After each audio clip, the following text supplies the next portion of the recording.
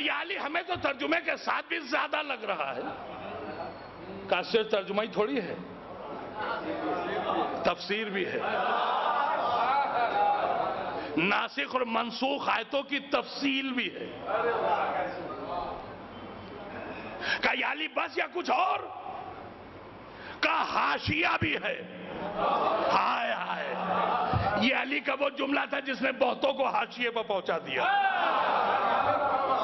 کہا یہ علی تفسیر ہم سمجھ گئے، ترجمہ ہم سمجھ گئے، ناسخ منسوخ آیتوں کی تفصیل ہم سمجھ گئے، یہ حاشیہ کیا ہے؟ کہا حاشیے میں ہم نے یہ لکھ دیا ہے کہ فلاں آیت فلاں کے تعریف میں آئی ہے اور فلاں سورہ فلاں کی مذمت میں آیا ہے. بس جیسے ہی میرے مولا نے حاشیے کی تفصیل بیان کی، جو حاشیے پر پہنچ گئے تھے کھڑے ہو گئے. یا علی ہمیں قرآن نہیں چاہیے آپ سے، یا علی ہمیں آپ سے قرآن نہیں چاہیے. اب جیسے ہی اتنا لوگوں نے کہا، علی نے کہا ٹھیک ہے تمہیں نہیں چاہیے تو ہمیں دینا بھی نہیں ہے، ہم نے تو فقط حجت تمام کی ہے. ہمیں معلوم ہے اسی مجمع میں وہ بیٹھے ہیں جو قرآن کو جلانے کی نیت لے کے بیٹھے ہیں.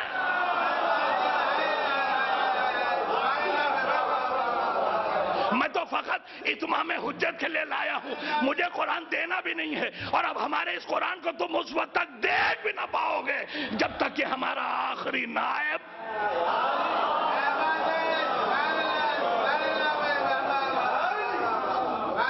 اور اب اس موقع پر علامہ طاہر جرولی صاحب مرحوم کا ایک جملہ آپ کو ضرور سناؤں گا. مجھے سنانے کا ثواب ملے گا، مرحوم کو بیان کا ثواب مل جائے گا. کہ علی قرآن لے کے چلے آئے تو قدرت نے بھی دیکھا کہ ان مسلمانوں کو قرآن چاہیے تھا مگر علی دے رہے تھے، نہیں لیا. تو قدرت نے بھی کہا تم نے میرے ولی کی محنت پر پانی پھیرا ہے، میرا ولی تو بڑا شریف تھا، اس نے کچھ نہ کہا، لیکن اگر میں نے بدلہ نہ لے لیا تو میں بھی خدا نہیں. تمہیں قرآن چاہیے مگر علی دے رہے ہیں، نہیں لوگے تو تم نے خود اصول بنایا کہ جو چیز چاہیے اگر علی دے تو نہیں لوگے تو تم اپنے قول پر باقی رہنا.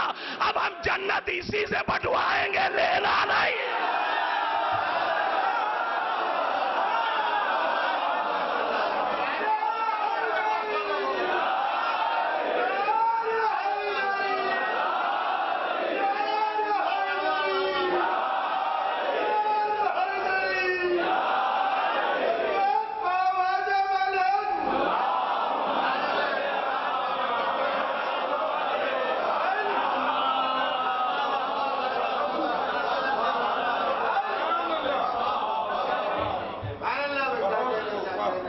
چلے جاؤ جہنم میں، اب جنت علی کے ہاتھوں سے بٹے گی.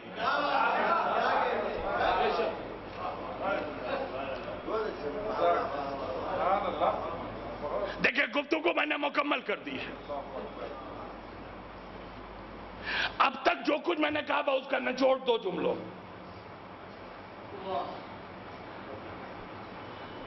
نبی نے 3 علوم واجب کیے: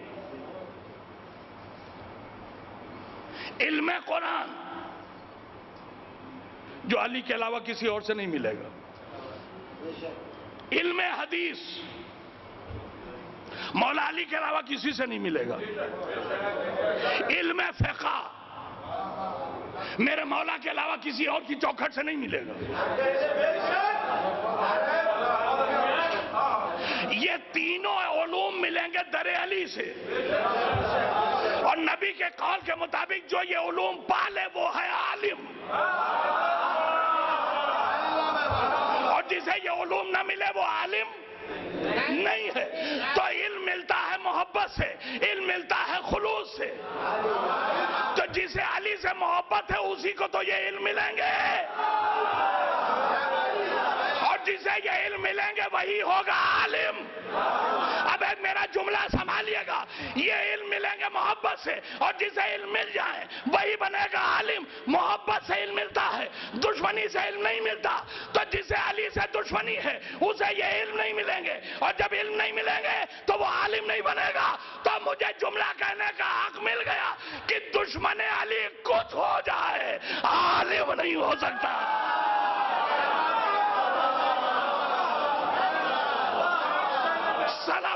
بھیجیے محمد.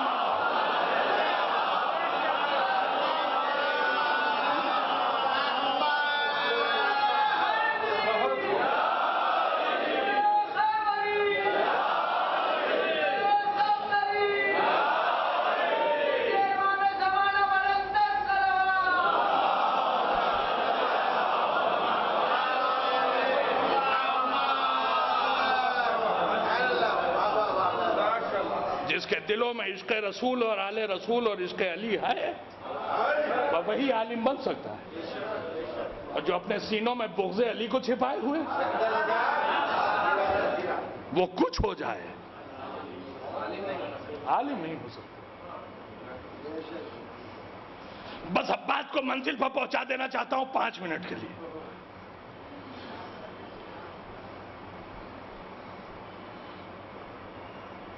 علم قرآن واجب ہے. کتنے ہیں یہاں پر جو عالم قرآن ہیں؟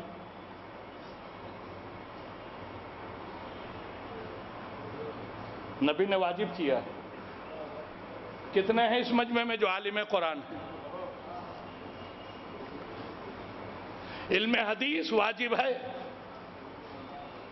کتنے ہیں یہاں پر جن کے پاس پیغمبر کی حدیثوں کا علم ہے؟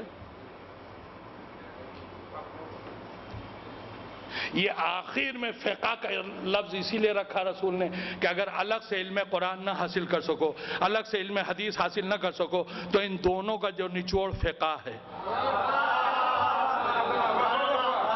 وہ حاصل کرو. تو اب میں پوچھتا ہوں کہ کتنے ہیں فقیہ یہاں پر؟ نہیں ہے کوئی بھی. تو اس کا مطلب سب نے مخالفت رسول کی ہے.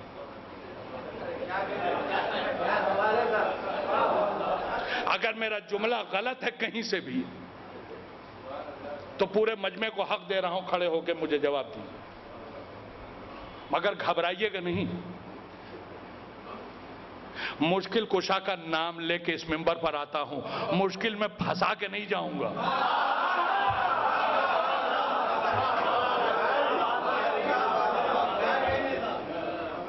لیکن بظاہر جس منزل تک لایا ہوں وہاں ہر شخص مجرم ہے یا نہیں ہے؟ نبی نے کہا واجب ہے. اب سوال یہ ہے کہ پیغمبر اسلام نے یہ واجب کر کے اتنا زور کیوں ڈالا؟ کیوں اتنا زور ہے؟ وجہ جان لیے بس مسئلہ حل. دیکھیں پیغمبر کا مقصد صرف اتنا ہے اس زور کے اوپر، چونکہ قرآن اور نبی کی حدیثیں اصل اسلامی زندگی جینے کا طریقہ سکھاتی. میرے نبی کا اتنا زور صرف اس لیے ہے تاکہ یہ انسان صرف انسان نہ رہے، اصلاً مسلمان بن جائے.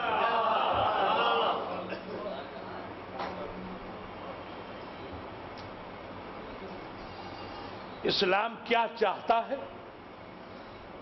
آپ یہ جانیں. کیا حلال ہے، کیا حرام ہے، کیا جائز ہے، کیا ناجائز ہے. رسول کا مقصد صرف اتنا ہے کہ میرا کلمہ پڑھنے والا اسلام کا جائز اور ناجائز، حرام و حلال جان لے. بھائی اتنے کے لیے ہے اتنا زور واجب جو کیا میرے نبی نے. مقصد سمجھ میں آ گیا نا واجب کا؟ حرام و حلال، جائز اور ناجائز ہر ایک جان لے. کوئی حرام عمل نہ انجام پائے، کوئی ناجائز کام نہ انجام پائے. نبی صرف اتنا چاہتا ہے. تو اب یہ تبھی ممکن ہے